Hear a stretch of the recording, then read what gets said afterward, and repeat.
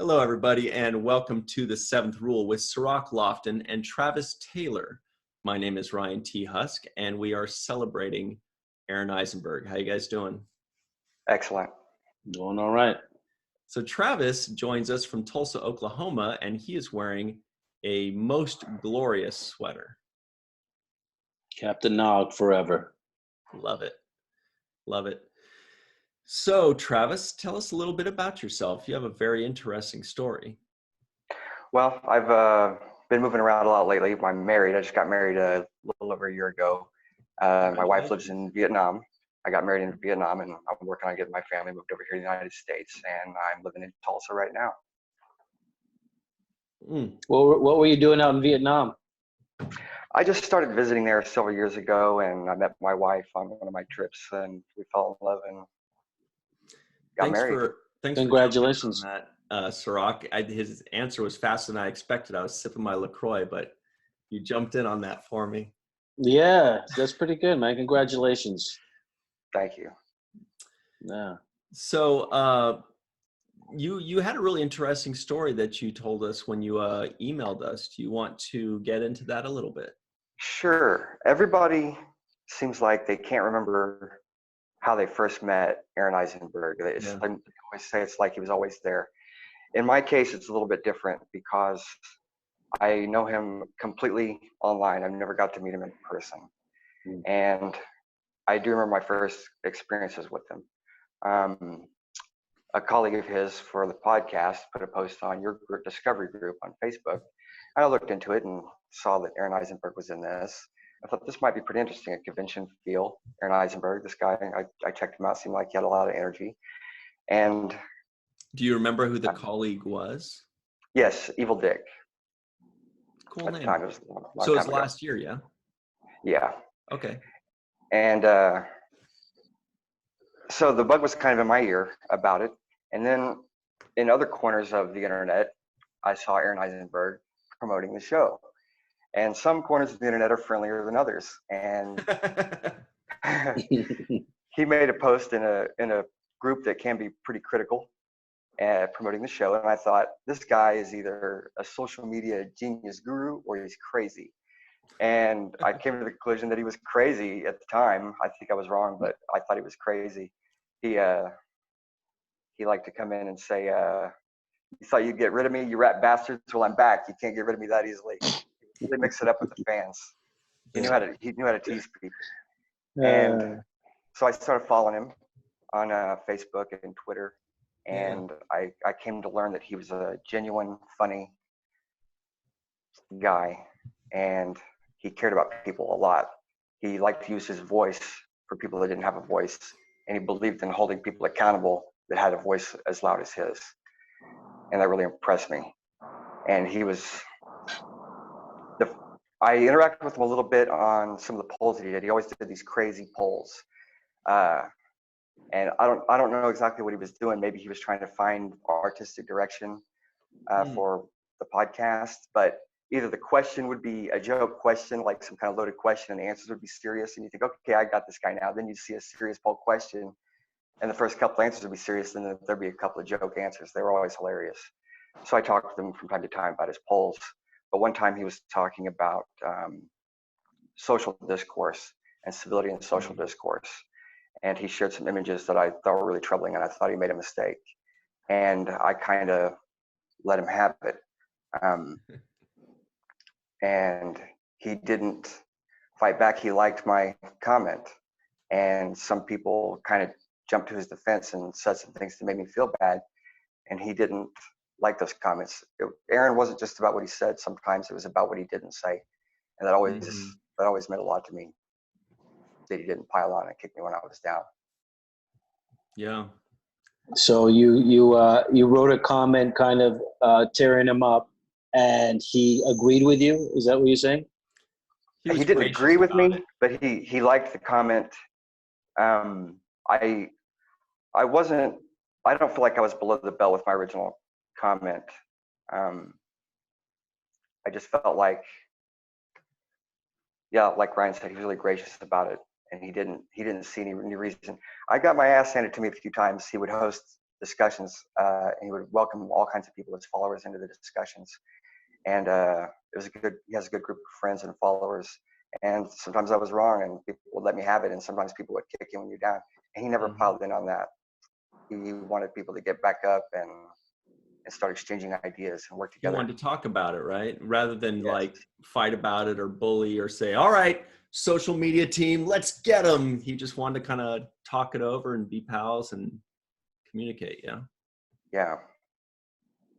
And I think he also respected a good debate. Aron wasn't afraid to like hear the other side. If there was another side, if it came from a place of reason and logic, he wouldn't be so adamant to hold on to his belief system. He could be convinced if you were intelligently articulating your point of view. And No wonder I never convinced him. Yeah, well, but yeah, he would welcome a good debate. He just wanted to make sure how well informed you were and where you were coming from on your position. Yeah, he wanted to know where your heart was at. Where your heart was at, yeah.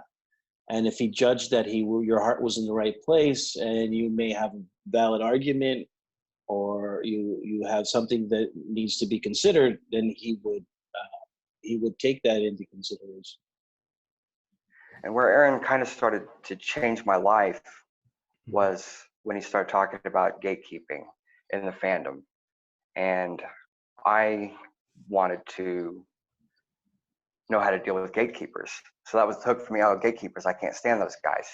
Well, listening to you guys talk about it, it kind of put a mirror up to me. And I realized that I'm the gatekeeper. I didn't think of myself as a gatekeeper. I guess it came from insecurity, a lack of confidence sometimes. But when I would hear an opinion that I didn't agree with, I would react in a way to try to make people feel bad, to discredit them. And just the seventh rule episode about gatekeeping was really eye-opening for me. Episode and then 13, later, right? Yes. You know, and I hate to say this, but when you talk about this kind of stuff, all I keep thinking is, damn, I wish Aron could hear you say this right now. Because this would mean so much to him, that there are people out there, including yourself, that can literally say that the discussions that Aron had or prompted or created or took a part of actually helped to change your life in a meaningful way. And that would just mean so much to him. And I really appreciate you telling us that. But it really came home for me, and I started going back and studying Aron's work after he passed away, when Melissa came on the show and talked about personal things that maybe Aron wouldn't talk about. And I just saw the pattern. His wife, his friends, his fans, everybody said how great of a guy he was. And I asked myself, if I passed away today, what would my family and friends say about me? And the people that didn't know me that well, they'd say he's a nice guy, but my closest family and friends would say, yeah, he was kind of a jerk. And I've wanted to change. have you? Wow. I'm working on it. It's not as easy as I thought it would be. And that's why I look for role models. That's what I like about the seventh rule. You guys keep the spirit alive, you keep it going. And it's a joy to watch. It makes Star Trek fun to watch again. And something like in my marriage had become a little bit strained. Just the conversation between me and my wife got a little bit strained. Melissa was talking about Aron the day that he proposed, all day long, saying, today's the day, today's the day. And Yeah, I thought about that too. That was brilliant. I mean, this is an artist putting his talent into making moments with a special person. He was building suspense all day, making memories. And I think that's how he connected with people. And he would say this on social media too. He would ask a question. He would say, don't cheat with Google, because he didn't care about regurgitated facts or copy paste from an encyclopedia. He wanted to know what you really think and really felt. And maybe that's how he was able to remember people so well. Don't cheat with Google. I like that. Yes. I swear I think Aron said the exact same thing to me when he was asking me a trivia question, and I went to my phone. That was a really good thing that you picked up on. And I'm sure that he'd be happy to know that, that conversation about gatekeeping was something that influenced you so much. Because I remember how adamant he was. Yeah, he was adamant about that. And it's not a topic that people talk about in everyday discourse. It's rarely talked about. And so when he brought it up, it was kind of unusual to talk about it, but it was interesting as well, because there's so many facets to, how we gatekeep in our own ways. I mean, I do the same thing in my own way. So, I mean, we're all guilty of it, I think, to a certain degree. I've done gatekeeping about basketball, for example. That's what we brought up on the episode. Yeah. Yeah. I think we lost half of our followers when we started talking about basketball for 30 seconds. Yeah, but but I've done it. I've said, no, this guy's no Michael Jordan. I know what good basketball is, and it takes away from so many different things by acting as the authority. At least when you put people down. And that's one thing that I can say Aron was really good at, was even when he was getting his point across, even when he was making his debates, he wasn't putting people down. He was debating you on the issues. He wasn't debating you on who you were as a person. That would be something left up to you to decide whether you want to make a change in yourself as a person or not.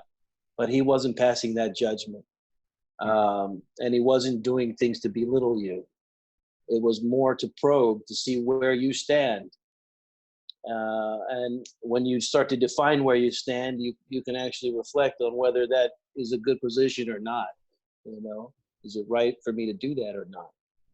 Aron was really masterful at forcing these moments of discussion and forcing these moments of clarity on us. And while we're at it, while we're passing along kudos, Travis, you deserve big kudos yourself. Number one, because it's not easy to look within ourselves and kind of start saying, hey, wait a minute, I'm the one that needs to change. I'm the one that is wrong in this case. I need to reprogram something. That's not easy for us to do. We think it is, but it's not.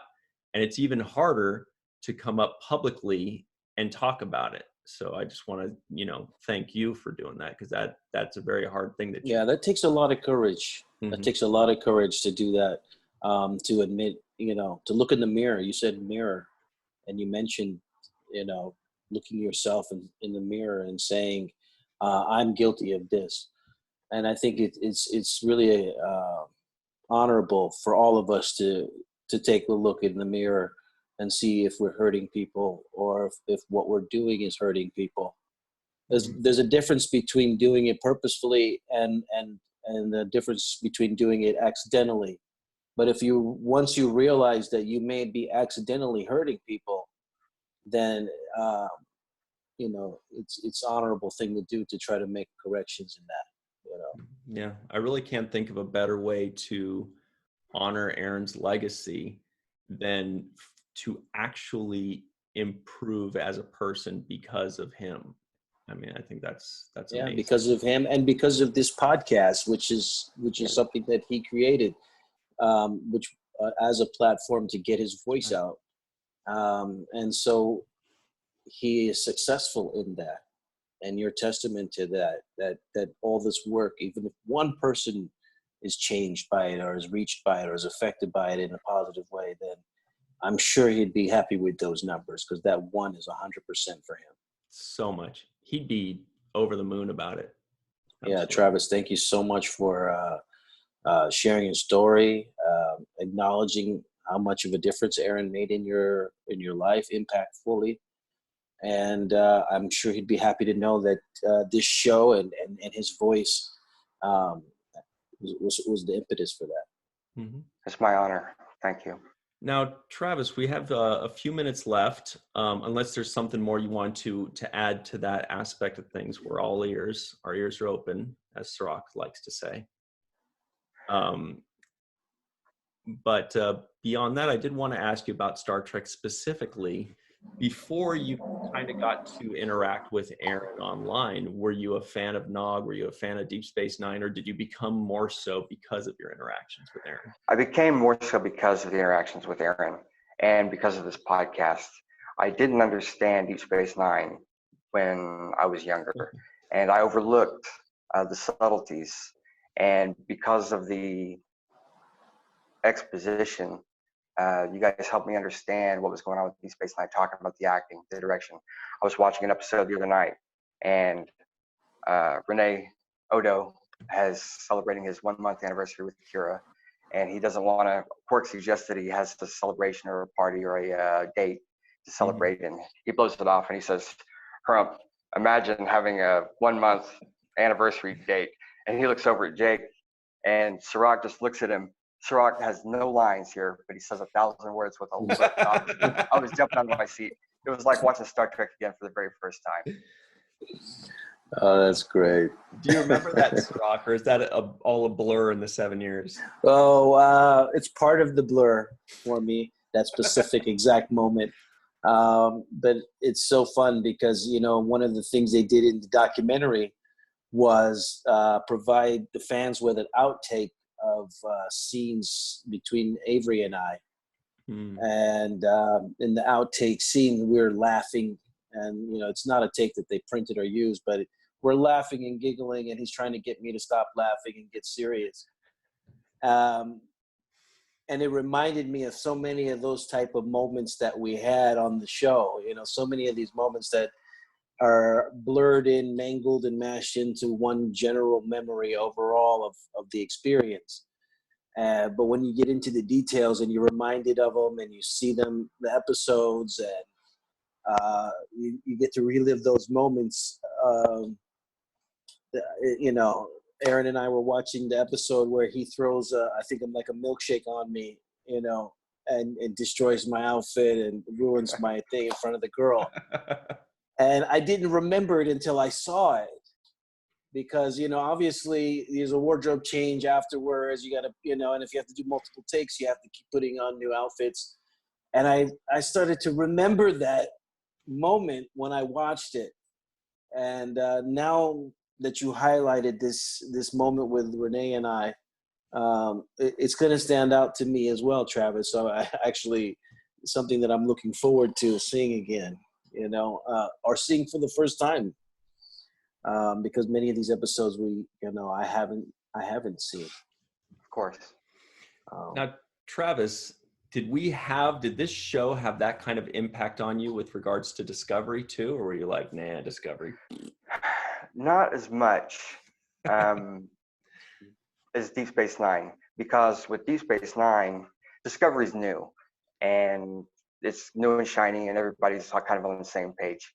Deep Space Nine has been analyzed for years, and there's some really thoughtful discussion out there. And I don't know that Discovery yet is as deep and as rich as Deep Space Nine. Yeah.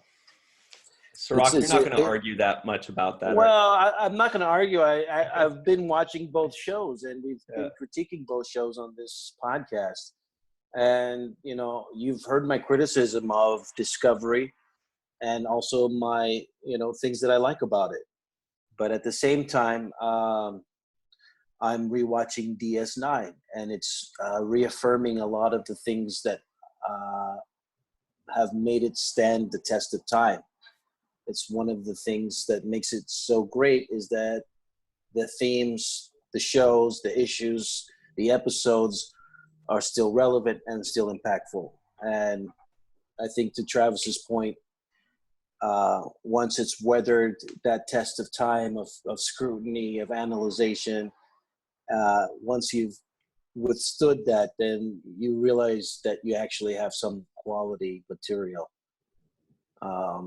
And so, I don't really like to compare the different things. It's just like comparing boxers of different generations or baseball players of different generations. Plus, we know you've had a kind of a tough history with Mike Tyson, right? Well, that's true too. But the thing about it is the greatness of things in their own time, and and then the overall greatness of it throughout the times. So there's two separate measurements, right?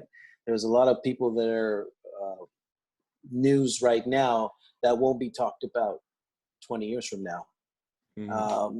And then there's people that are news right now that will be talked about 100 years from now. So there's some things that are current and popular, and then there's things that are popular over a period of time. And we'll see whatever comes out of these new incarnations, what stands the test of time, what people like and gravitate towards and continue to talk about and celebrate. Mm-hmm.